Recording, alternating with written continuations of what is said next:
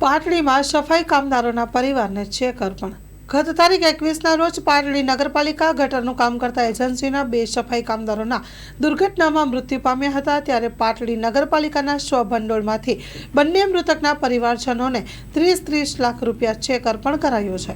Story report by Minaj Malik, Dasada. Patdi નગરપાલિકાને ભૂગર્ભ ગટરના મેન્ટેનન્સ માટેની કામગીરી અંબિકા ઇલેક્ટ્રોનિક્સને આપવામાં આવેલી છે. એના 2 કર્મચારી જયેશભાઈ અને ચિરાગભાઈ એનું સંપની અંદર મોટર બદલવા જતા દુઃખદ અવસાન થયું. એને આજે 48 કલાક જેટલો સમય થયો છે. માનનીય મુખ્યમંત્રી શ્રી ભૂપેન્દ્રભાઈ પટેલ સાહેબની સૂચના અન્વયે આ બંને પરિવારને સાંત્વના પાઠવી અને બંને પરિવારને મળવાપાત્ર વળતર મળે એના માટે એમણે સૂચના આપી હતી. ત્યારે ખાસ કરી એટ્રોસિટી એક્ટ મુજબ આ પરિવારને 4 લાખ સહાય મંજૂર કરી છે. ગુજરાત સફાઈ કામદાર વિકાસ નિગમ મારફતે 2 લાખ સહાય મંજૂર કરી છે. એ 4 લાખમાંથી 1 લાખ અને આ 2 લાખ એ 3 લાખ એમના ખાતામાં જમા થઈ ગયા છે. આજ રોજ પાટડી નગરપાલિકાના માધ્યમથી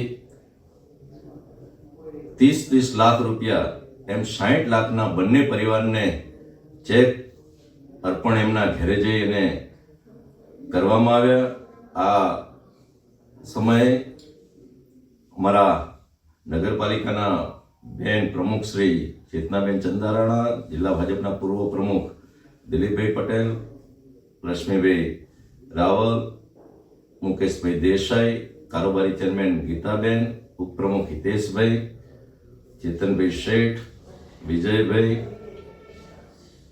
પ્રતિકભાઈ પાલિયા અને કોર્પોરેટરો બધા જ એ ઉપસ્થિત રહી અને 30 લાખના બંને પરિવારને ચેક આપવામાં આવ્યા છે. ખાસ કરી અને ગઈકાલે 2 લાખ અને 1 લાખનો જે હુકમ આપવામાં આવ્યા હતા અને 30 લાખ માટેની RCM પાસે મંજૂરી માંગી એનો લેટર આપવામાં આવ્યો હતો. આજે RCMની પણ મંજૂરી મળી ગઈ અને નગરપાલિકાએ 30 લાખ રૂપિયાના ચેક બનાવ્યા છે. એના સંદર્ભમાં આજ રોજ સવારમાં કોંગ્રેસના એક આગેવાન એણે ગઈકાલે આજે એવી વાત મૂકી હતી કે આ હુકમ આપ્યા છે, ચેક નથી આપ્યા અને ચેક આપે તો અમે એનું ધારાસભ્ય અને નગરપાલિકા પરિવારનું સ્વાગત કરીએ.